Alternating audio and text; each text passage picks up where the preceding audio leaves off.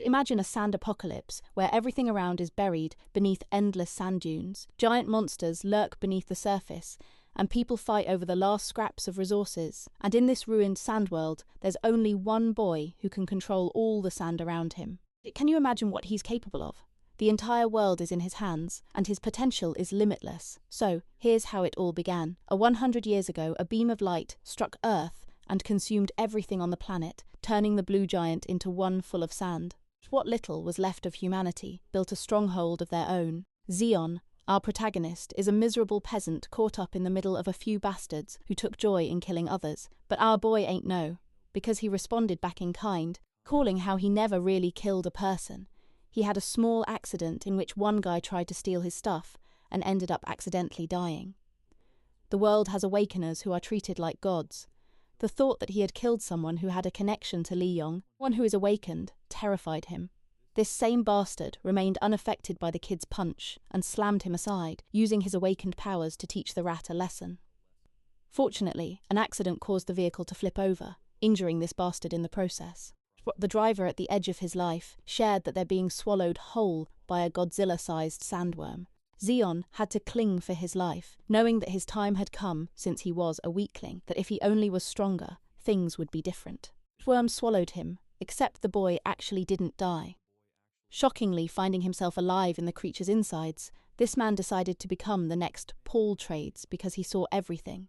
The destroyed structures of humanity all came flooding to his senses, showing him what became of their marvelous planet. At that moment, he awakened his first ability for the first time and instinctively chanted Sand Blaster, piercing a shot straight through the creature's side. Now that he had the power in the world to live, Zeon dared against his odds that he would use the sand to survive against the impossible. Zeon can feel every tiny beat of his heart. It's as if his body has charged with incredible energy. Understanding that this is the process of awakening, he clenches his fist. Meanwhile, we get this insane scene of the sandworm from Dune about to devour the tiny human. The creature reaches to swallow him whole while Zeon stands there with balls of titanium, refusing to stand aside. Shockingly, some dude quickly intrudes to save his life, expressing that the kid is in his face. The dude throws Zeon flying into the air, causing him to hit the ground with a heavy crash. My guy spits out sand and questions how the hell this random dude managed to step him like Minato Namikaze out of the blue. But the moment he looks back up again, bro is terrified to witness that this guy drove a blade into the sandworm's neck, shooting out tar-like blood out of its body. The man teases the creature for making him climb up so high, wondering if he should send it all the way back down. Preparing his kick, he decides to drive his kick straight into the sword, pushing the monster all the way to its death. Our boy is shocked to his senses. The fact that someone as powerful as this random guy managed to take out this sandworm is no easy feat. It's actually Zeon's first encounter with the sandworm. And before he could even process his reaction, the blue-haired cute baddie comes up to him and reveals that it's Captain Jang Yongbam being flashy as always. Again, Zeon has absolutely no idea how the hell these guys are stepping him like that. They're popping out of thin air while the chick is busy complimenting her epic captain skills. One look at her body is enough to make him realize that this woman is immensely powerful. But even more so, the kid is confused why his body has started to freeze up. Yongbom expresses that a sandworm isn't even a tough opponent for him. Then he addresses Giselle before looking to his side. The captain turns back to find these two mingling around. Giselle is playful and obedient to her captain. She's having a hell of a time dragging Zeon around like a rag doll. In an instant, she overpowers my guy and pins him down, and I bet a lot of us would love to switch positions with this dude right now. Giselle playfully guesses the guy's rank and abilities, questioning what method she should use to find out. But just then, she notices something strange. The peculiarity is that Zeon is actually not an awakener at all. Pinned like that, our boy can't even believe what she's saying right now. He continues to wreck his arm, while telling the captain how the kid doesn't have a rank insignia at all. Zeon is confused, even reflecting that this chick might be blind, because every awakener is meant to have an insignia. Watching the scene from the car, the teammate hollers at them to just hurry up already. Giselle asks for input from the captain, explaining how it's going to be weird if they just leave this fellow over here to die. I mean, our boy has complaints of his own, because isn't this the same girl who nearly broke his arm just now? Yangbom stares down at the kid, meeting to eye, before instructing Giselle to throw the kid at the back, since he seemed to be headed to the mine. And well, in the next scene, we have our broken little ride filled with a rowdy group. Young Bomb's team isn't exactly the most peaceful kind, they're causing a ton of commotion. Meanwhile, our boy is pushed to the back and tied up like he's some kind of luggage. He listens to their talks until sand drifts into the vehicle. In reality, it's actually Zeon manipulating the flow of the sand itself, confirming that he has indeed awakened his powers. At the same time, he doesn't understand why no one can see his rank insignia. And taking one look at it, he finds the mark strange too. The colour looks orange, but it actually matches the same colour of the sand. The illuminated light of a mark always suggests the classification of the awakener.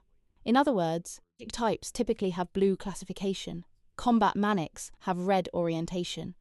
And though there has been information about other kinds of awakeners, it's the first time Zeon has ever heard about anyone being able to manipulate sand. Even as he does so right now effortlessly, it's one of a kind.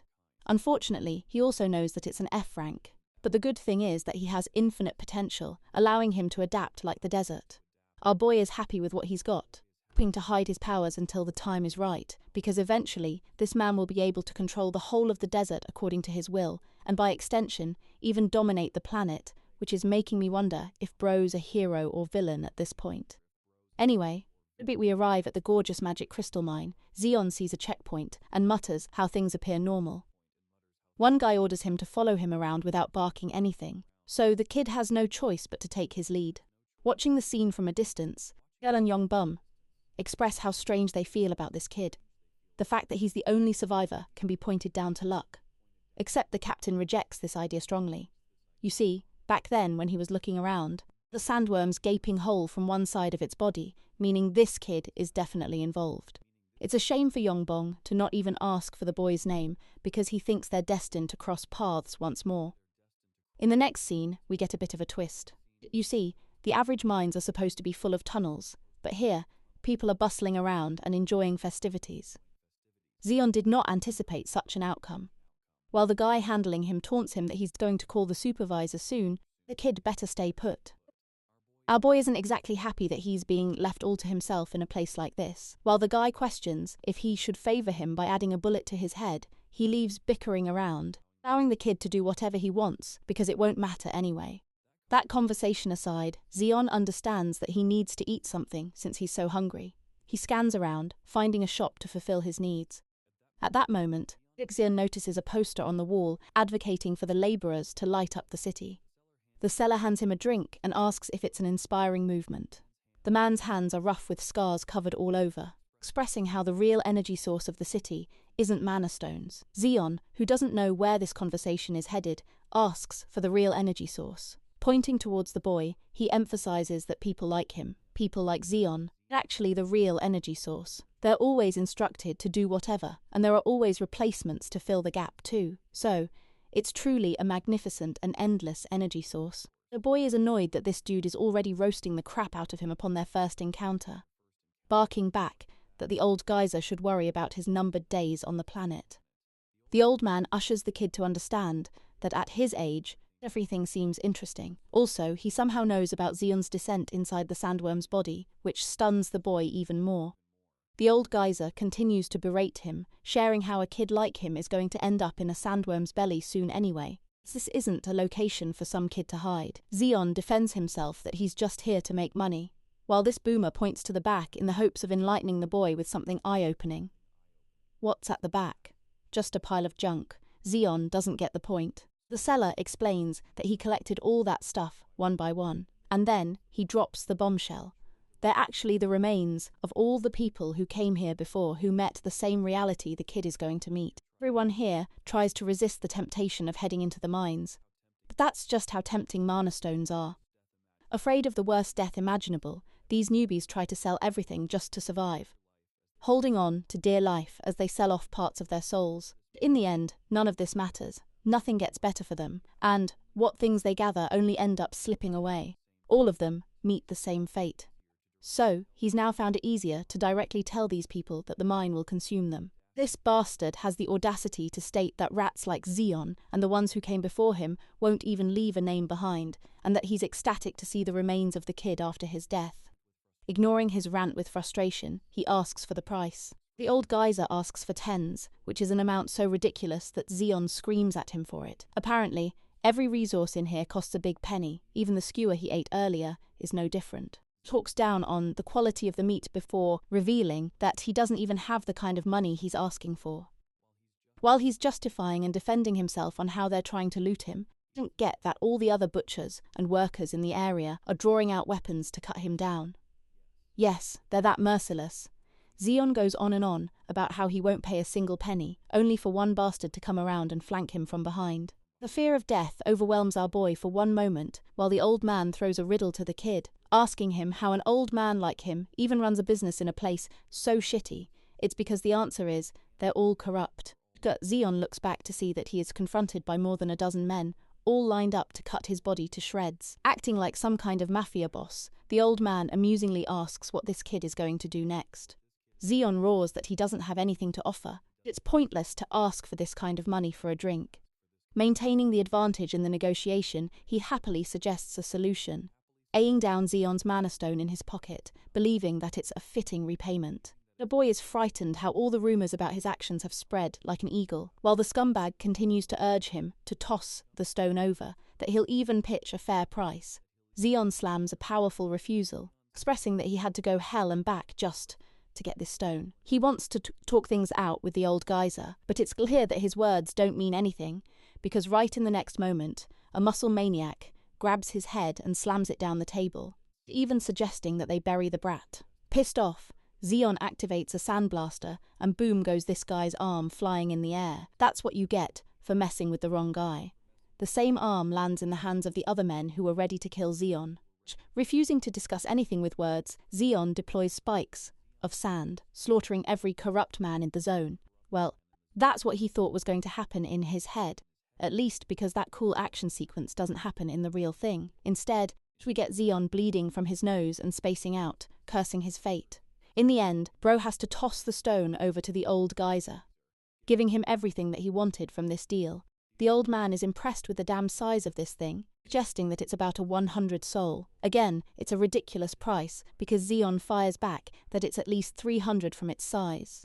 The old geyser has all the leverage, so he talks down on the kid once more, berating him for not becoming Sandworm instead of coming here. Another table slam later, Zeon is reaching his limit and intending to blast his powers out of here, but even now, he knows that he's not strong enough to do anything. Zeon requests for a suitable bonus in exchange for the stone. The old corrupt geyser is fine with doing that, but he does advise him to beware of pickpockets who are quick to steal anything. As per their first deal, carded, he plays it nice and suggests that the kid can pick anything from the pile of junk. Rummaging around, our boy doesn't really find anything useful, and while he's sulking, the old man is intrigued with his behaviour, the fact that the kid refuses to lose a single coin. This kind of pettiness is uncommon in a zone like this. Zeon plays around with junk clown costumes, but then he discovers something interesting, something that even the boss highlights as an interesting article. Our boy settles on this tiny hourglass for his bonus. And while he's leaving, the boss teases him once more for being selective with trash. Before heading out, Zeon asks for the old man's name, who announces loudly that he's Clexi. Our boy burns that name fresh in his memory, hoping that their paths never cross again, implying a direct threat. Clexi doesn't face any fear and returns to his side. In the next scene, the kid is busy inspecting the hourglass equipment. Zeon learns that it takes about 10 minutes for the measurement to run out. He's currently residing in his quarters. In order to test his abilities, our boy takes a deep breath. Then, he focuses all his attention on the tube, ordering the sand inside to move at once. To his shock, nothing actually happens. Bro humiliates himself by staring at the empty reflection, confused that his powers aren't actually related to awakening. His whole ability is a mystery, as he's never seen anyone use it before. But strangely enough, Zeon is getting weird vibes from the junkyard. The hourglass conveniently sitting there makes him think it was deliberately placed there, as if it was calling out to him with a new feeling. Before Bro could comprehend his feelings, an imbecile kicks the door down, questioning if he's the new kid who was brought here. Immediately, Zeon is cursed at and bared even more for not being at the mine already. Back, Manhwa doesn't give no shits. Zeon tries to put respect on his own name by asking the dude to treat him nicely, only to get uppercuted straight to the face and launched to Kingdom Come. Manhwa gears up a second punch, shoving it deep inside the kid's abdomen, ordering him to shut the hell up. But that's not all. Zeon also gets stepped on like he's a piece of human meat because he upset this brute's ego. Mono calls him an unawakened loser who's got attitude issues, that people like him are meant to lay low and eat a beating to save their lives. After feeling satisfied beating a kid up, he orders Zeon to quickly start following him. Our boy gets up without chickening out. The first thing Bro says is that he's a psychopath and that no matter what happens, Zeon will kill Manhwa someday. I love how Bro's collecting a hit list out here that he's going to use to take everyone out. Forward in the third sector of the mine entrance, Zeon is brought to the main working side and quickly suited up. Food and gear costs are told in advance to be cut from his payment, and that the main goal is to collect mana stones like a dog. At first, our boy thinks it's a simple task, but before he could fire another question, his helmet is smashed open with Manhwa's pickaxe. This guy makes it clear that he won't care if the kid doesn't know how to swing a pickaxe, that he'll also dock the payment for the helmet costs. Manhwa then directs the subordinate to throw Zeon into shaft number 972, which is supposed to be one of the worst places ever. Zeon doesn't really give a damn anymore and simply obeys orders. If he doesn't, manager emphasizes that if he doesn't return with a mana stone, he'll be executed on the spot. Talk about having the worst job ever. Here in this hellscape of a mine, even the kid's subordinate explains that this is the worst location ever. It doesn't help that Zeon joined on the day. Manhwa lost his money gambling, which surprises our boy that even a casino exists around the area. His buddy over here expresses that everything's available, no different from Neo Soul for that matter. King Zeon thinks that with clowns like this shitty manager, it's sure for businesses like these to meet at least some promise. Our boy also doesn't know if he's going to be fine swinging a pickaxe because of his smooth skin, making it bruise easy. However, new friend assures him that there won't be any trouble getting hurt down there because, you see, not even a single person in the tunnel has gotten hurt, not even one. It's an ominous warning, but eventually they arrive at the designated tunnel. The boy questions if he only needs to farm the mana crystals and return, but then the guy quickly cuts him off, saying that he actually won't be returning. After all, more than a dozen people have vanished just being here. 4 are betting on saving his life right this moment too. No one even knows if the rest of them died, but all this homeboy has to offer is an apology and his gratitude for venturing in a place so dangerous that no human could touch. Zeon shouts at him, realizing that all the others are dead. He wants the answers, but this guy literally leaves him behind to die. His audacity doesn't shake him. It fuels our boy to mind the crap out of this place. Pissed off that they sent him here to die just because of their anger. Fortunately, even with the first swing, the pickaxe collapses and slips out of his hand, bouncing all the way to the other side. Helplessly, Zeon tries to reach out for it, while at the same time wondering what kind of hellscape is he even supposed to survive. He was angry before, so he couldn't notice, but the mana in this part of the tunnel is extremely dense, making him wonder if the others could never feel it because they weren't awakened individuals. The density is so thick that it overwhelms him the deeper he goes. Also confirms that a normal person would experience mana oversaturation by now. Not knowing where the source of mana is coming from, Zeon discovers his pickaxe, which appears to be broken from the handle. He's just happy to find it. And right when he's feeling grateful for his fate, my dude steps on a literal void, frightening his eyeballs out. The abyss lures him under, stunning Zeon with the sudden appearance of a portal. His helmet snapped to the side right next to the broken pickaxe, too. Actually takes us into a flashback sequence of the boy's past, who lived a miserable life. All the people around him told him he was going to die. The little kid had to fight tooth and nail just to make amends and was beaten several times. All because he wanted the basic luxury of eating well. Every time he had a dream, others squashed it for him. And in the end, he even managed to kill someone, consumed by the feelings of both fear and guilt, thinking that his life was going to be over now. The boy ran as fast as he could to get to a kind of life where he didn't need to worry about dying. Li Jirong's name haunted him. Back to Zeon, we observe his knocked-out state after falling from the portal. Gathering himself, he gets up, questioning why this place feels so hot. After quickly taking notice of the surrounding ash, he curses his fate. Because, you see, this little hellscape led him directly into a fiery, dangerous dungeon. A stone stumbles its way past to Zeon, who grabs it before realizing that this thing is scorching hot. Bro tosses it away immediately, cursing at the damn thing. This confirms one thing, that this dude is not in a dream, but the good thing is, the people in Neo Soul already have the experience of preparing for a dungeon descent. Sure, his hand is scorched right now, but he understands that this is volcanic ash. In other words, if Zeon doesn't make it out of this place soon, he'll be in deep trouble. Ripping off a piece of his pants, he quickly bandages his mouth, externalizing that if this dungeon has an entrance point, then an exit must also be around the corner. His main suspicion is at the peak of the volcanic outburst, which is the highest point in this dungeon. Staying here means certain death. The volcanic ash will suffocate him. So, with no monsters around, this is the best chance my guy has to take the shortest route. Armed with that confidence, he bolts with incredible speeds, fixing himself as the all-powerful Zeon, the man who never gives up in any hurdle. He does say all of that, but my guy barely survived an encounter with the hot lava just now. To make things worse, the shattered terrain breaks off and sends him straight down. Zeon only survives because his arms manage to hold on, nearly getting his ass burnt by the hot lava. Still brute-forcing his way through, Bro declares that a tiny bit of lava won't scare him off again. He barely makes it out alive. Panting for his life, for another near-death experience. Instead of fear, frustration engulfs him. All his anger is directed at the bastard Manhwa, who tossed him here like dead weight. Zeon assures him that he'll kill this dude with his bare hands when he makes it out alive, but soon after he collects himself after managing his anger. Right now, he has the conviction to survive no matter what happens. A fighter who doesn't want to stay down no matter what. From his current position, he only needs 4 more jumps to cross over to the highest point, and then he'll escape certain death. Instead of pondering every step, he intends to blitz forward with no lingering thoughts slowing him down. After all, my guy shares no intentions of letting his life rot in a shitty dungeon like this. The words, "I won't stop," become destined. And right when you have a sliver of hope for this kid, Zilla's younger cousin explodes out of the lava to devour him. The creature successfully snaps him into his mouth before splashing into the bubbling hot lava once more. Interestingly, this giant alligator continues on with its day like nothing happened. But then its eyes quickly dart up towards a hanging cliff. Zeon has actually survived. He managed to reach the other side and holds on with his powers for dear life.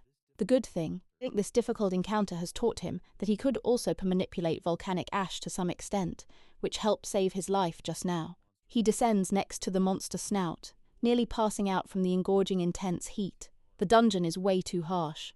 The soul environment here is worse than the inhabiting monsters Bro has to deal with.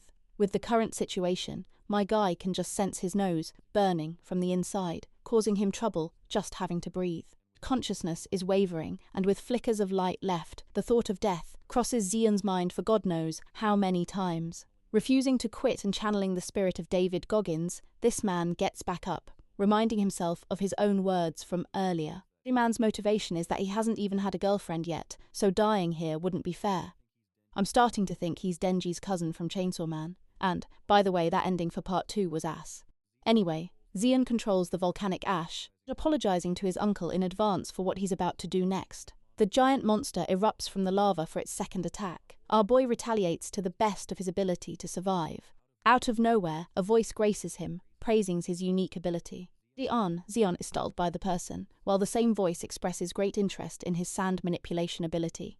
Here, an old man descends to save his life, falling from the sky as a blessing sent from heaven. The old geyser grabs his sword right before his descent, hitting Zeon. This man torpedoes down with immense speeds to the point he crashes down with a heavy blow against the monster's flesh. That single attack sends shockwaves and alters the very course of the lava, spiraling debris in every direction, causing Zeon to nearly get annihilated from the impact. Our boy is shivering from the mere force of that impact, literally causing his eardrums to burst while knocking his senses out. Glancing ahead to find the old man, as well as the state of the monster, Zeon discovers that the creature has been diced in half. This foreign feeling is completely different to him. The man standing before him isn't some ordinary strong awakener. This guy is categorically on a different league, like he's the Gojo of this universe. The guy casually takes another step. Each step smashes before him. Zeon is dead lost just watching his glory, while the awakener asks for the kid's name. Since the boy refuses to speak, he decides to create a dilemma for him, suggesting that if he doesn't count to 3, bad things will happen. The countdown starts with the old man gearing up in preparation, and the moment it hits 1, he's already looming over the boy like a ghost from hell. In the end, he doesn't do anything to Zeon, questioning why the kid looks geeked out. In reality, our boy can barely hear this man's voice, thanks to his eardrums getting rammed. The list of injuries he has are piled up, but the old man doesn't understand this part. the awakener draws his sword, thinking that he should simply cut this boy down if he refuses to talk. The boy regains his hearing and panics, affirming that he doesn't know what's going on, begging for mercy. This is good news to the awakener, who's happy to know the kid isn't a lost cause. He reiterates and asks for the boy's name, who exclaims that it's Zeon. The guy is so hilarious. He judges our boy for having such a pathetic name, making Zeon wonder what kind of name this dude even has to act so Sigma. At that moment, this old overpowered geyser obliterates a boulder, expressing that he's Diodin. Though he introduced his name, our boy has no idea what the hell this old man is doing right now. The awakener is confused and asks the boy to clarify. So, Zeon roars that he's being called a dumbass and threatened for no reason. No one notices, and though he feels grateful for having his life saved, he still doesn't get why he deserves the harsh treatment. Calling him dumbass, another time Diodin explains that the boy has been caught in some kind of trap. Ignoring the disrespect, Zeon asks for the details and learns that a snare is actually a phenomenon that occurs when the dungeon's mana is oversaturated. In order to make sure it doesn't collapse, the dungeon helps create another entrance point, leaking out mana from that gap. In other words, it also draws surrounding living creatures in the same manner. That is what a snare is. Diodin emphasizes that most people never get the chance to experience what it's like, so the boy's luck has to be the worst of the worst, adding more fuel to the flame that Zeon should murder Manhwa's ass. The awakener calls him a dumbass once more, much to the boy's displeasure. Squiggling his face, he demonstrates exactly why the boy is dumbass, urging him to focus his mana into his eyes. Zeon doesn't get what he means until he actually does that, condensing his mana into his eyes. The idea is to use mana to look, helping the boy see through things that he's never seen before. He's terrified of what lies ahead. Diodin is glad that the kid can finally understand what he's dealing with. The magic beast he saw is a creature with stealth abilities, making light work of its prey before they even know what hit them. Just like our boy was about to get swallowed. The same creature was in front of him this entire time, and yet Zeon could not detect even a trace of danger. By the way, earlier when he cut down the boulder, Diodin was actually cutting down this second monster, because without the old man's help, the boy would have died without even knowing what hit him. That makes it twice the number of times this man has saved his life, begging the question of just how powerful he is. In an effort to ease his curiosity, the boy desperately asks for Diodin's real identity, who calls him dumbass again, scolding him that he's just good old Diodin. Zeon shouts at the overpowered old geyser, asking how he is this strong. When he questions where they even are, Diodin tells him that they are inside a dungeon. The old man casually calls the scorching place his hunting ground and tells the boy to pay close attention since he is about to show what he can do. The worn-out-looking man then pulls out his sword and shouts out Crayon. The moment he does, waves spread through the area, forcing Zeon to cover his ears. At first, Zeon has no idea what is going on, but when he looks around, he realizes the dungeon is actually crowded with flamed, like monsters swarming everywhere. Dean looks excited at the sight of the fight and tells our boy that he is on his own now and should figure out how to survive. Zeon gets thrown into a life or death situation and starts cursing the old man. He looks around, trying to think of anything he can do. It becomes clear that he is completely surrounded and has nowhere to go. The monsters move far too fast for him to track properly or even dodge in time.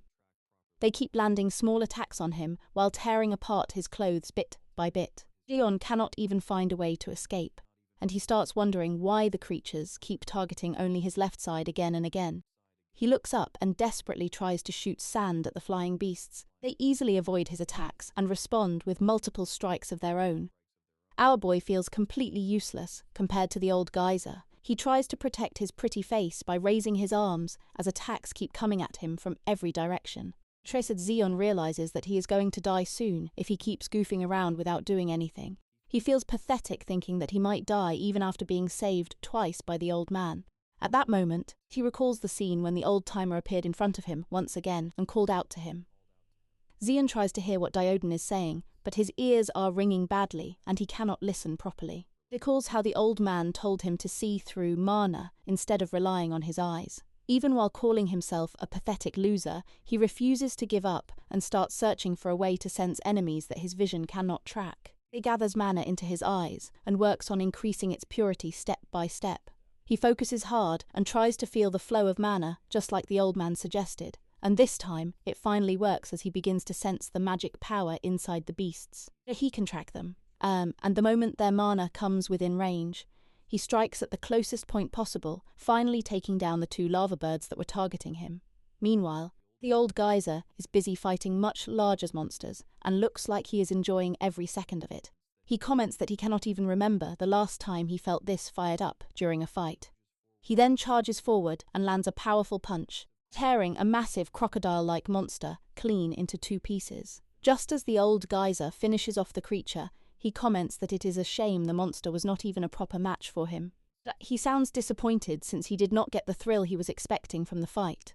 He then sighs and remarks how the number of dungeons has dropped a lot compared to the time when he was younger. Meanwhile, after watching the big bad crocodile fall so easily, Dion cannot help but feel a bit sorry for it. He struggles to believe how casually the old man killed it, as if it was nothing more than a small lizard. At the same time, he himself is reaching his limit and even lets out a tired laugh at his own situation. Suddenly, a powerful shockwave hits him, forcing him down to his knees as he throws up from the impact. He barely manages to stand again and asks Diodin what just happened. Diodin calmly explains that the shockwave he just felt was actually the roar of the dungeon boss. He goes on to say that every dungeon has a final boss waiting at the end, and the one in this dungeon is the real reason he came all the way here. Just then, a massive drake descends from above, and the old-timer identifies it as a crimson drake. Hearing the term drake, Dion quickly asks if that means it is a dragon, but Diodin immediately denies it. The old man even comments that it is unfortunate he has to deal with a B-ranked creature instead of facing a real dragon. Even so, this drake is clearly dangerous as it is surrounded by a strong force field. Xion recalls hearing that B-ranked and higher monsters possess unique traits similar to humans. Based on the Awakener ranking system, a red force field indicates a close combat type. But when he notices the aura around this drake is blue, he shouts out that it means the creature is a magic type. Before they can react further, the drake unleashes a black flame attack straight at them. Xion is frozen in shock, unable to even close his mouth, and in fear, he loses control completely.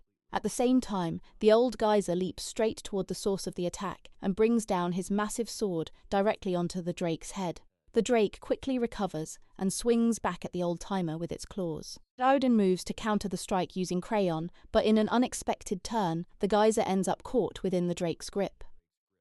The creature immediately takes advantage of this opening and prepares to unleash a fire breath at close range. However, Diodin reacts in time and forcefully shuts the drake's mouth, trapping the flames inside it. He asks the monster if it can feel the pain, and then tells it not to worry because he is about to end it for good.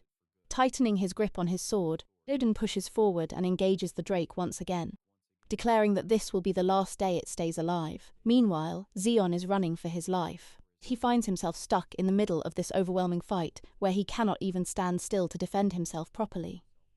He quickly uses his ability and forms a sand wall behind him in an attempt to block the incoming shockwaves. He shouts at the two of them to take their fight somewhere else, while wondering how simple shockwaves can cause this much damage to him. On the other side, the old-timer is clearly enjoying himself. He shouts that this feels just like being at an amusement park. Then, another shockwave rushes towards Xion, and this time it comes too suddenly for him to react. He realizes he is done for and gets thrown far away by the impact. He lands in a brutal way and ends up being flung toward the magma, leaving the poor boy frozen as he realizes he is about to die as a pathetic loser who couldn't even find himself a girl. The story then shifts to the old fart, who clearly does not care at all about what happens to our boy. Instead, he keeps bullying the drake and calls it a disgrace to all boss monsters for fighting so pathetically. Pushed over the edge by the non-stop insults, the drake charges up another breath attack. Seeing that, Dion smiles because he did not expect the weakling to have something this fun hidden up its sleeve. The concentrated magic breath tears through the air, obliterating almost everything in its path and growing larger the farther it travels. After a while, the crimson drake finally stops, convinced the madman must have been turned into dust by now, but the moment it hears his voice, asking if it is looking for someone, the poor creature realizes it is completely screwed. It's a pained Eden roar and turns around just to see him casually squatting on its body. His sword is buried a full meter deep inside it, and he calmly reveals that he has been searching for one of its kind for a long time. After all, he needs a crimson drake heart for his crayon to grow. It is unfortunate, but the beast has no choice but to die for that purpose. With that, he drives the sword even deeper, letting magic seep into its body. The massive creature thrashes violently in pain as the blade pierces straight through it. After absorbing the drake's heart, Crayon begins to glow with a strong crimson aura. He looks at his sword with satisfaction, pleased that it has broken its limits once again. Right then, his weird little bonding moment with the sword gets interrupted by our boy, who asks why the hell he is talking to his weapon like a lunatic. The guy might be insane, but he is also insanely strong, considering he just soloed a crimson drake. Meanwhile, Jin is surprised that the little twerp is still alive. Our boy let him know that he was screwed and he crawled back from the brink of death. When the ground collapsed beneath him and he was thrown down, he did not just sit there waiting to die. Instead, he used his sand manipulation to create a cushion that softened the fall that saved him from turning into human ketchup. Even he cannot believe how good he has gotten at cheating death every time things go south. He adds that constantly getting smacked around by the shockwaves of a certain madman has sharpened his reflexes a lot. Diodon is mildly impressed by that, but right now there is something far more important to deal with. Digli, the old man suddenly grabs him by the shirt like he is handling a clueless toddler, telling him the dungeon is collapsing now that the boss is dead. They need to get out immediately. Our boy is confused about what that has to do with him getting picked up like groceries. The old fart bursts out laughing like he just heard the greatest joke of his life, not because it was actually funny, but because of what comes next. Without warning, he yeets our boy into a tiny black crack that opens in front of them and casually yells, "See you." Mid-flight, our boy fires off every curse he knows and calls him worse than that bastard Park Manhwa.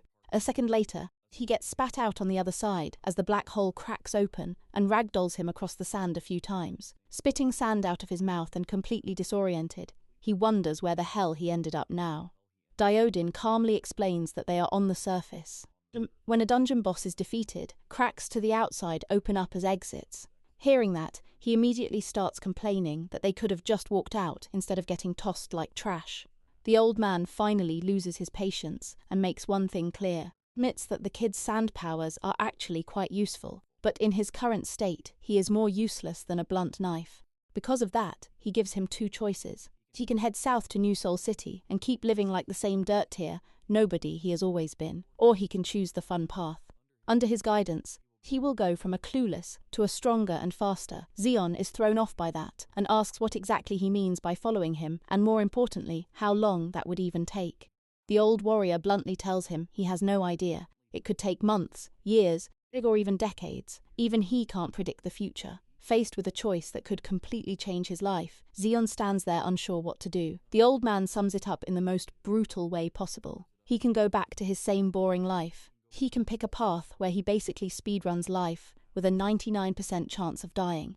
The boy starts laughing like a maniac and questions if the old-timer has completely lost his mind. Zeon then goes on to fake out how he has got a luxurious palace to return to, along with a comfortable bed, and asks if the old man seriously expects him to give all of that up, just to follow a smelly old geyser through burning deserts with no certainty, especially when the old man could drop dead any moment because of his age. The old-timer responds with a yes, making it clear that this is exactly what he expects Zeon to do. Our boy puts on an act and lets out a heavy sigh, showing how painful the decision is, yet he still agrees to follow him. He then spins a convincing story, explaining that whenever someone irritates him, he has to settle things on the spot, but admits that he is currently too weak to take his revenge. He goes on to say that the old man is also on that revenge list, then praises how strong he is compared to anyone he has ever met before. Zeon adds that he doubts he will ever come across someone stronger than him again. He keeps talking about how confident and positive he feels. The old-timer cuts him off and mocks him, asking if that means he is confident about dying early. Zeon denies it and clenches his fist, declaring that he will become stronger than everyone else. The old geyser replies that with that kind of attitude, he is only heading towards an early ticket to the grave, then tells him to keep following.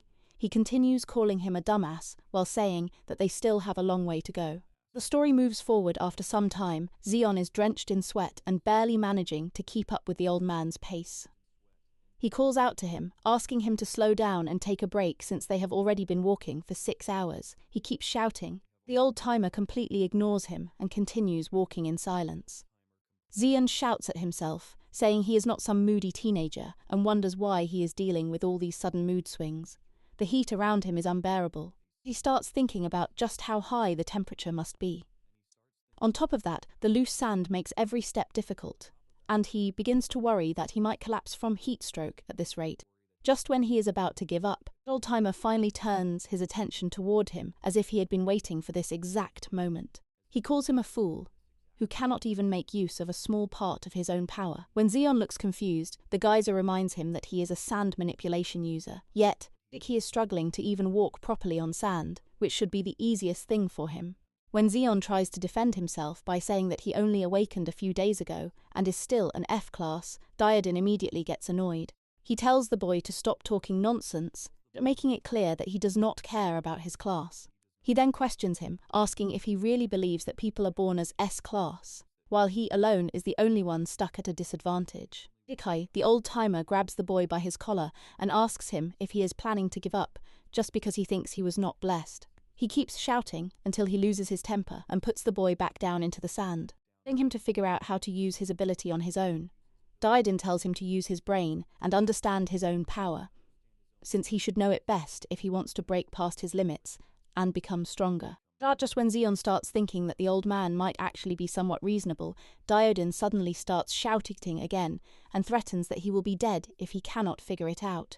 Zeon starts over again and focuses on his ability. He knows is that the range of sand he can control is only about 5 meters. He then analyzes the situation and realizes the sand is only ankle deep, and if he can somehow make it as solid as a floor, he might be able to save more energy while moving. The boy tries to condense the sand and make it solid, and he finally succeeds. Walking in the scorching desert suddenly feels like a breeze for him. However, he soon realizes just how much mana is being drained from him. He understands that he may not be able to keep this up for long. Zeon then shifts to plan B and tries concentrating mana into his legs instead. This also works surprisingly well. Seeing him full of energy and trying again and again, the old-timer secretly smiles, remembering his own days when he was also an energetic youngster. Even though Zeon keeps saying that he is just an F-class, Diodin remains confident that his control over mana and his potential should be at least level E or D. The old man sees clear potential in the boy. Then, Zeon discovers something new and starts making a fuss about it. He runs up to the old-timer, while shouting that he is simply controlling the sand touching his feet, and that walking has become much easier now. He starts getting cocky, and even shows the old man his middle finger, while challenging him to do the same. The old-timer punches him on the head. He tells the boy to stop wasting time on useless things unless he wants to drop dead. Zeon falls down immediately and loses consciousness. By the time he wakes up, he finds his dirty face pressed against the sandy floor in the dark. Munching on some beef jerky, the geyser says he is glad the kid finally woke up. That's a real pain carrying him all the way here. As our boy tries to sit up and complains that his whole body is wrecked with injuries, the old fart tosses him a wad of jerky. Then he tells the kid to carefully listen to a story from his younger days. According to him, those were the good times, back when being weak would not get you killed. In fact, protecting the weak was considered the noble duty of those with power. But that world is long gone now, and he clearly misses it.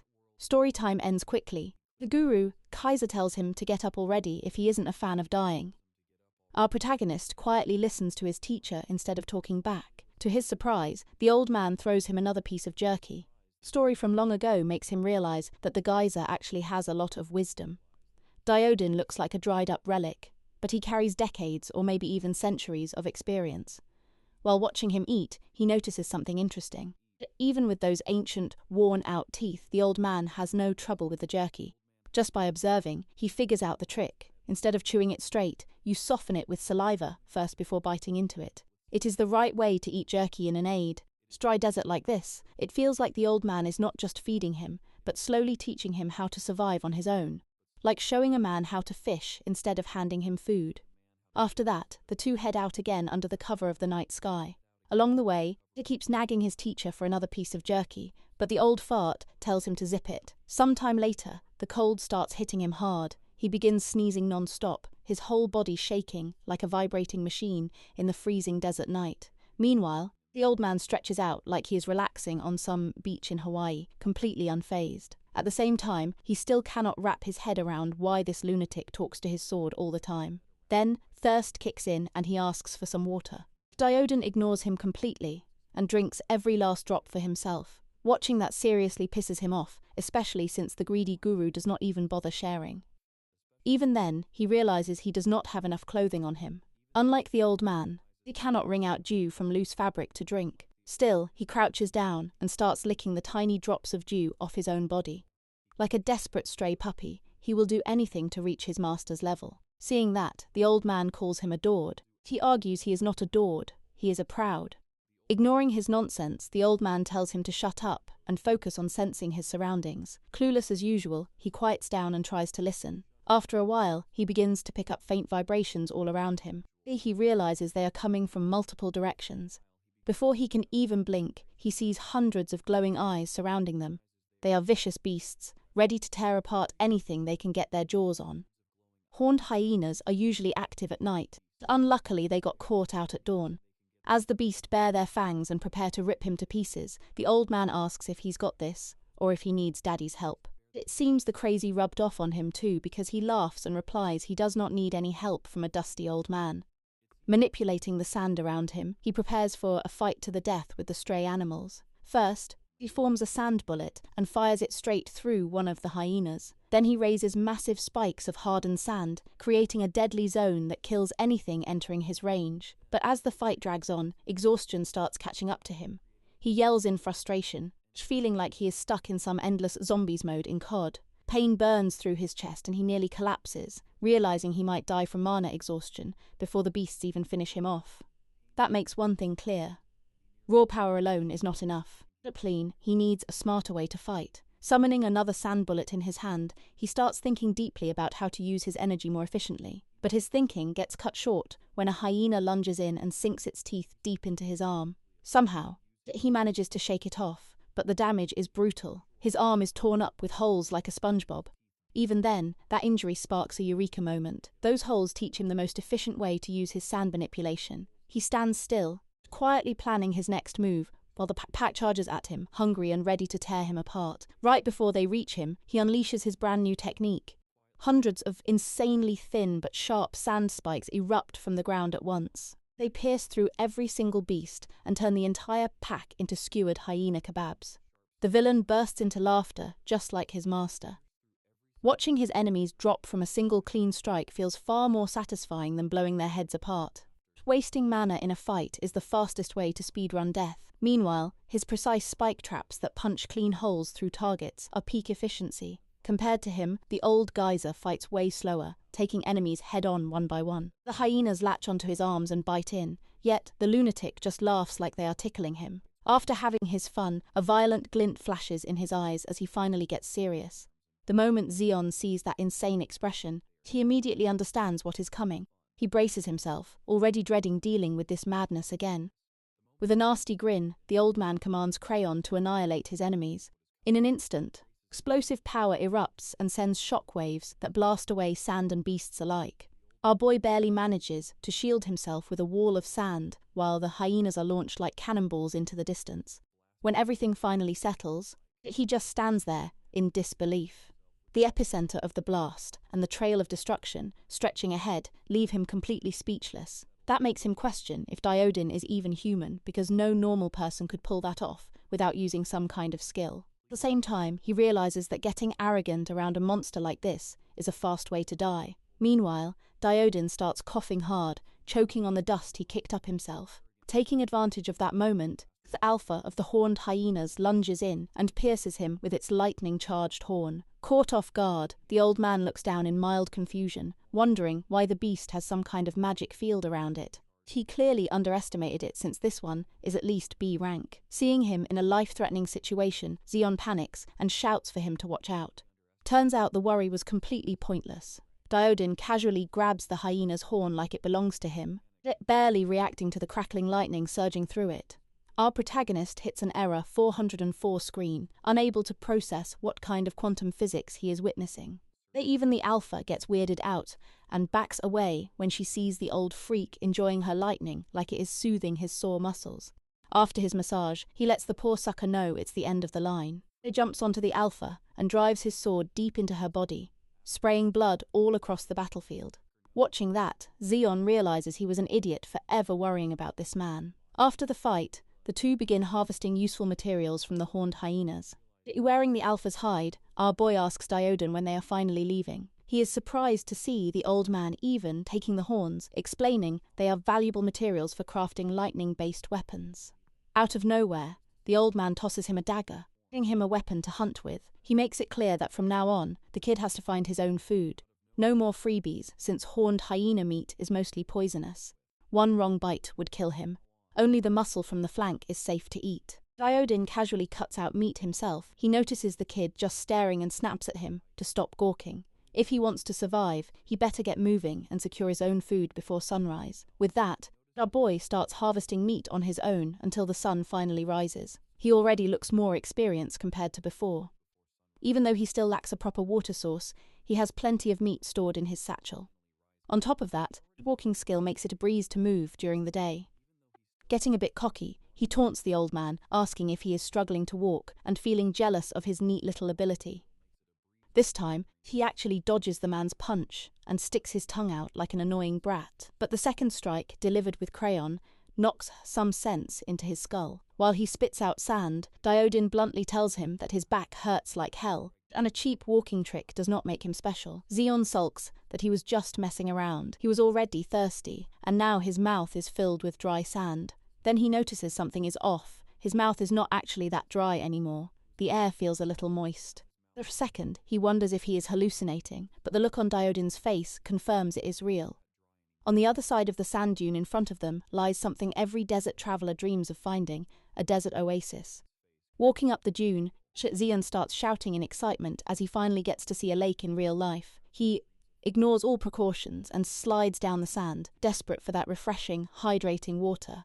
The old geyser clicks his tongue in disappointment, but does not stop him. Hero runs straight to the edge and dunks his head into the water, letting his dry skin take in the much-needed moisture. He closes his eyes and lets his thoughts drift away. Ever since arriving here, he's been stuck in the burning heat of the desert. This is the first time he allows his body to cool down. He suddenly snaps out of his thoughts as he notices a bright light deep inside in the depths of the lake. Zeon begins to feel drowsy as he keeps staring at it, slowly running out of air. All of a sudden, Odin calls out his name and rushes down the slope at full speed. However, our hero stays frozen, unaware that a massive sea monster is slowly approaching him. At the last moment, the old man manages to pull him out, just before he gets turned into fish feed. Throwing Zeon onto the ground, Diodin jumps up in the air and faces the fish monster head-on. With one clean strike of his sword, he takes down the huge creature instantly. Meanwhile, our boy watches everything happen, gets distracted by the rainbow forming over the oasis. The old geyser drags the giant fish out of the water and explains that it is a sand angler. The fish uses the light on its head to hypnotize prey before devouring them. His expression suddenly turns serious. He slams the absolute disobedience out of our boy. The old man then starts scolding him for forgetting everything he was taught and becoming too careless. Diodin continues, saying that reckless fools like him are always the first to die in the harsh, forgiving environment of the desert. Zeon can only say yes in response, and the old man lets out a sigh. Seeing that his student is listening for once, he drops the topic and instead tells him to start skinning the monster. The sand angler is a C-rank magic beast. Its belly skin is the perfect material for making a robe. Our boy gets confused and asks if the old geyser really needs a robe, which nearly makes him lose it. Having reached his limit for stupidity for the day, roasting the boy and calls him dumber than a brainless starfish. Our hero comically starts bleeding out of his ears again and quickly apologizes with a nervous smile. The old man continues, saying that even though the fish has mutated a lot, it still resembles the species that once lived on Earth. He tells Zeon to look at it carefully since this is his first time seeing a real fish. Our boy comes to the conclusion that fish are really horrifying and then gets to skinning. Seeing how badly he is handling it, Diodin tells him to stop treating the fish like he is giving it a massage to his grandma. Our hero tells him to mind his own business, but then focuses back on the task. He realizes that the skin is too tough to cut with a normal knife. Zeon then channels mana into his blade, sharpening it so it can cut through the skin easily. He uses the knife to scrape off the scales and turns them into small needles. For the thread, he decides to use the tendons that connect the meat to the bones. Even with all his Oscar-worthy ideas, the final result turns into a complete mess of a robe. Lounging against the dead fish, the old man roasts him for wasting such a good catch on something so useless. Our boy does not stop there and decides to try again since he has plenty of materials left. A few hours later, he finally succeeds and holds up a finished robe that actually looks decent. Zeon gets a little carried away and says he could probably please sell these for profit and even open his own tailor shop. The old man calls his name, which makes him react quickly as he shouts that he is not handing over the robe. However, Daodin instead tells him to stop messing around while holding up a large sack-like organ that is still dripping blood. He tells our boy to start eating this gallbladder since it is a very rare and powerful medicine. Zeon tries to argue. The old man confirms his fear that he will be killed if he refuses. He then drops the heavy organ into our boy's hands while complaining that his arms are tired. Looking at the disgusting mass in front of him, our hero hesitates for a moment, but then starts eating like a starving man. Even though it tastes more bitter than orange juice after toothpaste, he keeps gobbling it down, not wanting to get beaten to death. Strangely, after a few bites, his hunger is still not satisfied and continues eating more and more. Just as he finishes it, the old man warns him that now it is time for him to burn. That catches Zeon off guard as he wonders what the old geyser is talking about. Right after that, Jack feels his throat tighten as he starts choking. On the inside, it feels like a Chable reactor is going off. His whole body goes out of control as the intense heat spreads everywhere. He begins screaming in unbearable pain while the old man tells him to stop acting like a child. He then starts monologuing, saying that everything in life is like this oasis, that everything will disappear as if it never existed. He explains that the sand anglers are reborn, keeping the cycle balanced. Before he can continue, our boy cuts him off and tells him to stop with the sappy emotional stories and help him. Even while watching the kid writhe on the ground like an earthworm after it touches salt, he does nothing and simply goes to sleep. The next day, Zeon finally opens his eyes and sees the old man staring down at him with an evil smile. That nearly scares the soul of his body, and he shouts at the old man for nearly giving him a heart attack. They exchange a few more nice words before the old man asks how he feels now. Our boy then realizes that something in his body has changed. He feels much lighter. His muscles feel stronger, and the mana inside him feels close to overflowing. Testing his new and improved powers, he asks what happened since it feels like he has taken some super soldier serum. The old man explains that it is because of the fish's gallbladder. He says that the organ works like a cheat item for surviving the desert, making a person much stronger. It is something very valuable, which makes our boy feel uneasy that he was allowed to use it. Daodin brushes it off, saying he only did it because the kid was too weak and he did not want to slow down because of him. Zeon argues that he is useful at times, but the old man tells him to be quiet and start eating since they are not leaving until the fish is fully consumed. 4 days later, they finally manage to reduce the sand angler down to nothing but clean bones. The old man then says it is time to move again. Zeon smiles and puts on his new cloak as they continue their journey. A few days later, strong dusty winds blows toward them, marking the start of a sandstorm. Thanks to his new strength, our boy is not affected much and is surprised that the old man has enough stamina to keep going without slowing down. Daodin has not spoken for days, which makes Zeon wonder if the old man is going through some kind of male menopause. They have been walking for 2 weeks now, which makes him question whether the old man even knows where they are going. Just then, a giant ant monster appears behind Zeon. He quickly responds with a sandbeam attack. He wonders how much farther they have to go, but then notices that the ant monster is still alive. That gets his attention as he admits the creature is tougher than expected. He had hoped to pass through without trouble. Things do not go his way. Using his sand abilities, he senses more ants approaching and decides to face them directly. Driving his hand into the sand, he forces the ants to rise up to the surface as they begin to surround him. Bored out of his mind from wiping out swaths of ants, Zeon continued blasting them with sand. His technique had noticeably improved in a short amount of time. Come to think of it, days with sandstorms were actually pretty great for his power. Practically infinite supply of ammunition everywhere he looked. The geyser's potato was unforgiving though, never slowed down while leaving the dumbass to take care of the trailing nuisance. Zeon complained about the lack of a single shred of loyalty. Of them, no wonder the geyser was still alone in his old age. While he was worrying whether Daodin could hear his trash talk, Zeon picked up something troublesome within his 10 mi radius detection range. He was always on alert, never dropping his guard. It allowed him to react instantly whenever a magic beast appeared. But this time was different. What he sensed at this moment sent a tingle down his spine. What he detected wasn't just a beast, it was terror incarnate. Followed was a stampede of countless ants spewing out of the ground. The army of pests came out of nowhere. He turned to the old man for some help, acknowledging that he was out of his depth, but Diodin just looked at him and sat his old ass down to watch. If he had popcorn, he would have been snacking. Zeon knew that no help was coming. Besides, he can't keep crying to the geyser when things get tough forever. There was no way that old fart didn't sense what was coming. This was a quest, a test of sorts. Though there are 1,000 or 10,000 of these critters, bugs are just bugs. So he formed a sphere of rolling sand and trapped the entire army. It was a struggle to keep it together, made even harder when another batch cropped up to interrupt his flow. Zeon's confidence crumbled as he was dragged away like a bag of trash. He resorted to challenging the ants to fight him one-on-one, like a man instead of ganging up. His provocation was useless. They continued to swarm him like he was the sweetest treat in the desert. Fortunately, he found an opening to harden some sand beneath his feet, using it as a platform for flight. Even with increased verticality, the ants found a way to reach him by forming a damn anthill. He desperately flew up to higher ground for a better view of the situation.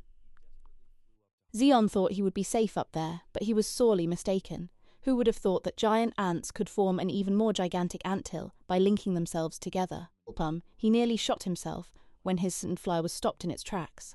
The screeching the bugs produced was haunting as they held on to Zeken's foot like their lives depended on it. He was helplessly tugged along by his ankle and slammed into the sand without mercy. It took Zeon a minute to get back up, huffing and puffing for air as he puked blood. When he looked up, the old man was still watching with a disinterested look.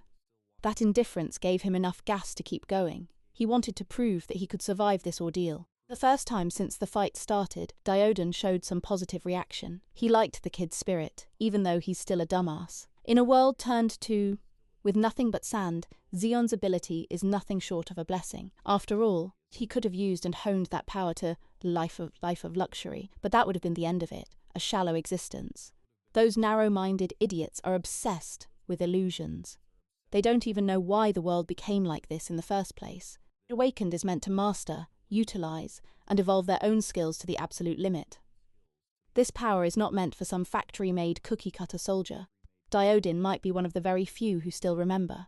Most have forgotten about the tragedy that shook the very foundations of the world 100 years ago. Back then, Diodin was useless beyond help. He had lost count of how many people died in vain right before his eyes. His comrades, neighbours, even his family were victims of the catastrophe. What hurt the most was the loss of his daughter. He had never felt so powerless. He lost everyone important to him while he froze like a total idiot.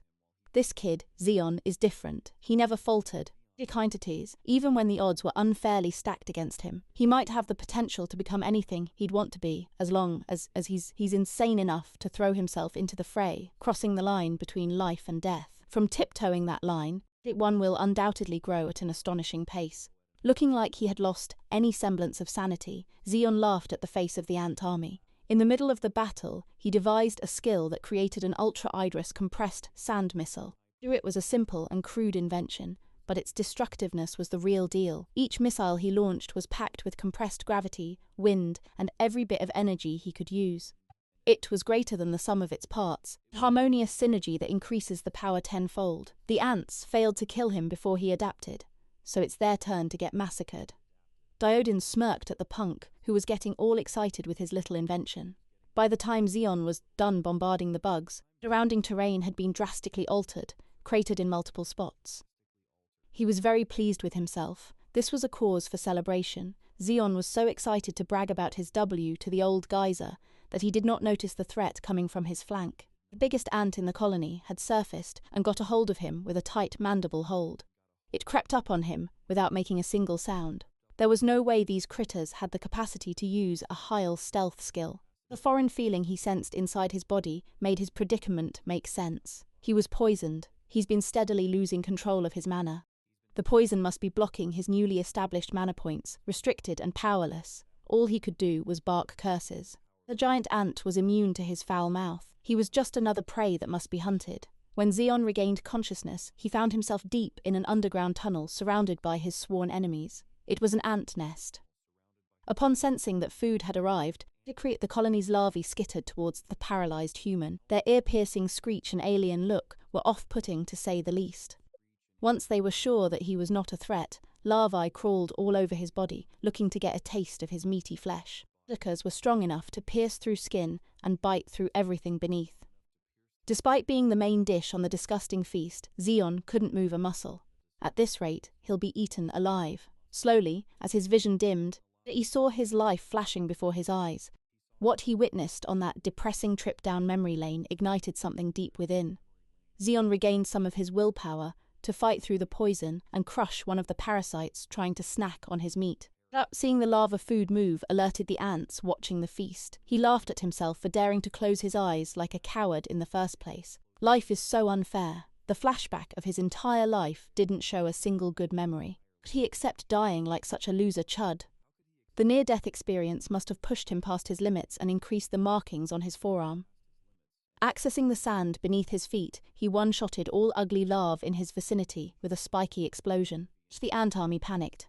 Their captive was supposed to be free food, but now Zeon is back up on his own 2 feet with dozens of compressed missiles floating all over him. He looked down at his forearm and noticed his rank had increased.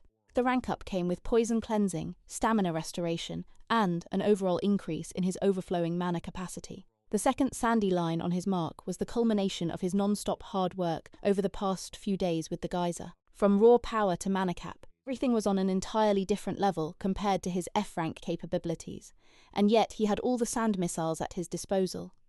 Still couldn't land a single scratch on the Ant Queen. The giant bug retaliated, attacking him with her many fast-moving limbs. Simple but effective strike smashed through rock and pulverized it into sand. Zeon continued his sandy barrage, but the Queen's carapace was simply impenetrable.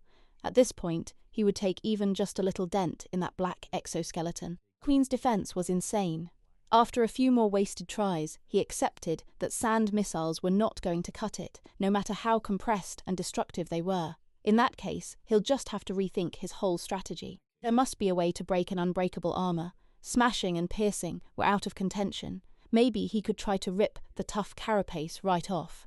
To do just that, Zeon manipulated every grain of sand he could control to completely blanket the Queen's entire body. He pictured a tight, ripping motion around the hard shell in his mind, twisting and peeling the whole thing off from the flesh. It effectively made the Queen screech in pain. In retaliation for his brutal attempt at undressing a queen, coalescing pure mana in her mandibles, she did not fight against the rip, but instead readied a fearsome ranged counterattack. Zeon was not the only crazy bastard in this ant nest. The mana gathered produced ultra-high-frequency waves that made his ears bleed. At this rate, his brain might just explode from the pressure. The straightforward fight from earlier had turned into a battle of grit and pain tolerance. Zeon thought his crazy plan to undress the Queen was a good play. Who would have thought that the colony's leader had something up her many sleeves, bleeding through his ears and eyeballs? The kid welcomed the challenge, even though there's a good chance he would die. It was truly simple. Whoever dies first is the loser. This guy was a true hater.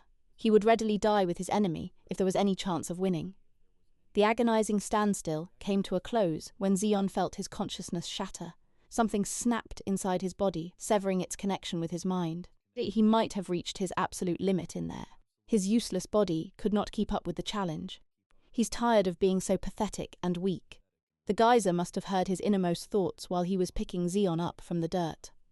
With that easygoing smile, Theoden reprimanded the fool for almost dying. Miraculously, Zeon re-established the connection between his body and mind. He even joked that he'd let the geyser have the last hit. There was no need for any more meddling, though. C-rank Wolf Ant Queen was far stronger than Zeon, yet he did not give up. Fought until the very end and earned the right to live by being persistent and creative. Didodin was basically showering him with praise for the first time since they teamed up. It was a shame Zeon's eardrums were completely ruptured. He couldn't hear a word he just said. Acknowledging his defective eardrums, the old man carried his limp body close to the corpse of the Wolf Ant Queen. They reached a small clearing where a glimmering sphere had been neatly placed. Zeon asked the geyser what was up, and Didodin started scribbling on the walls. He explained that the sphere was the Queen's egg. It's medicine, strawberry-flavoured too. The kid was confused by his wall scribblings, but it sounds like he's being pushed to eat some unknown material again.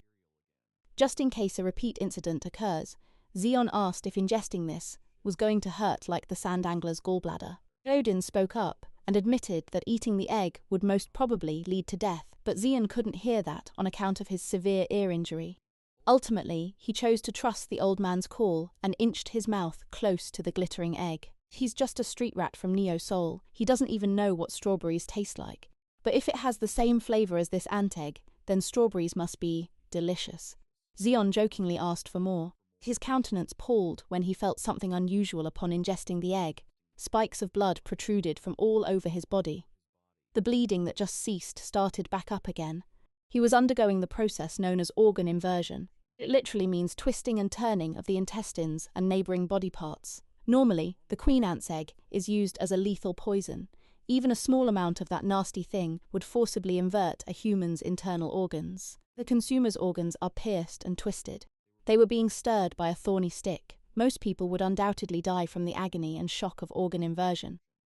As the debilitating pain clouded his mind, Xion cursed at the old man for putting him through hell time and time again.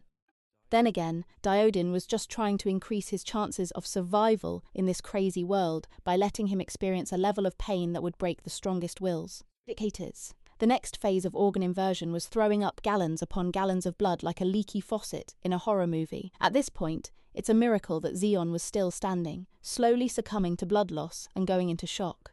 To reminisce about the past few days of adventure. He thought he finally found someone to trust. But Diodin might just be a sadistic old fart after all. Maybe he was just another dumbass to Gramps. Slipping and falling into his own pool of blood, Diodin watched and let him writhe on the ground. While the kid was convulsing down there, the old man rummaged through the queen ant's corpse. It did not take him long to find what he was looking for. Yanking out a piece of shiny material from the queen's lower half, he giggled. As expected, a beast's mana stone is on a completely different level from the minded stuff. This one was nothing short of a jackpot. Diodin deemed the ant bodies useful in the future, so he stored them in some independent space.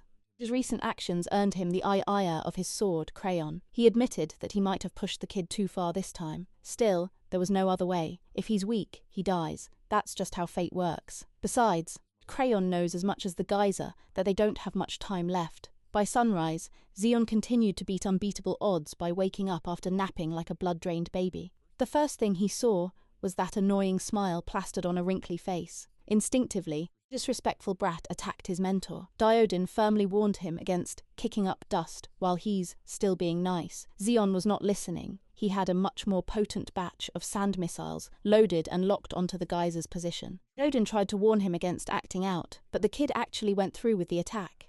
You can't blame him either. He was moving on autopilot. Xion was acting purely under the impression that the old man tried to kill him on purpose. His sand buried Diodin deep. He was moving and speaking like a vengeful spirit with a grudge to settle. In addition to the waves of sand, he also accessed the spiky stalactites hanging from the walls of the ant colony. He used the fine grains to cut off one of the giant spikes, bringing it down on the old man. That series of attacks completely gassed him out. The combo was impressive, but so was the mana and stamina cost. While he was going on and on about an attempt on his life, the old man simply sighed and seriously questioned his intelligence. Sure, the queen's egg might have some toxins that could have rotted his brain, but still, that's not an excuse to at least use what's left in that thick skull of his. Xion was astounded that the geyser just stood in his position and took his full combo without as much as a single scratch. If Diodin really wanted to kill him, he'd be dead by a single flick to the forehead.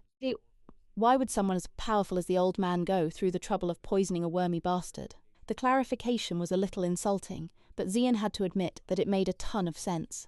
The geyser elaborated that the queen's egg is a lethal poison that twists and stabs at the consumer's organs. Survive that, and it would also flush out every toxin and impurity from every corner of your body.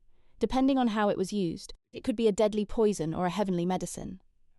After all the internal filth was expelled from Xion's body, mana will quickly fill up the empty spaces where impurities used to reside. He must have felt the change when he attempted to kill Diodin for real.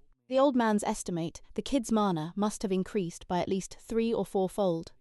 After getting the proper explanation, Xion profusely apologized, jumped into the geyser's arms, and excused his actions as those of someone who wasn't in the right state of mind.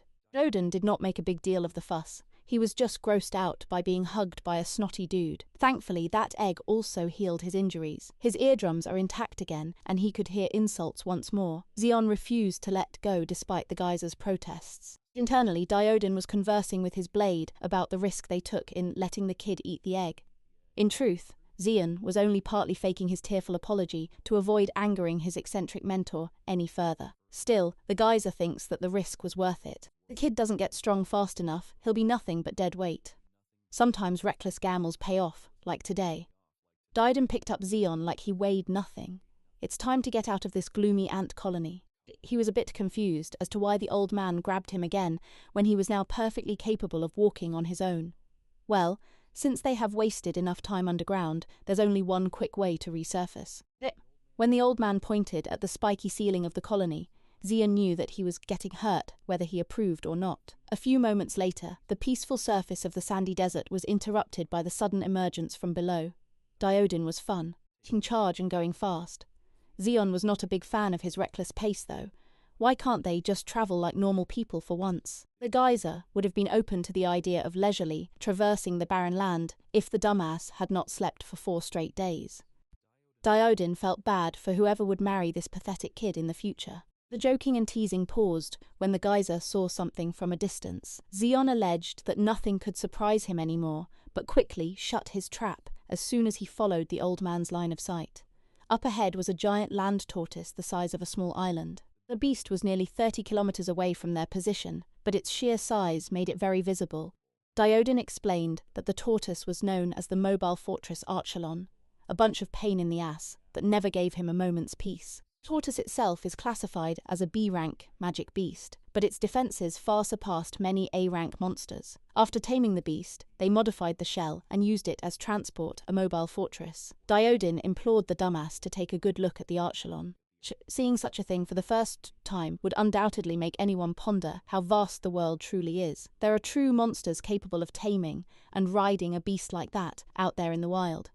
When the mobile fortress passed them by, both the old man and the dumbass were just the size of dirt stuck between the Archelon's toes. When the tortoise stopped moving forward, someone jumped from the shell to the ground. Based on how familiar whoever this jumper was to the geyser, it did like they knew each other. It had been a long time since these 2 old bags of bones got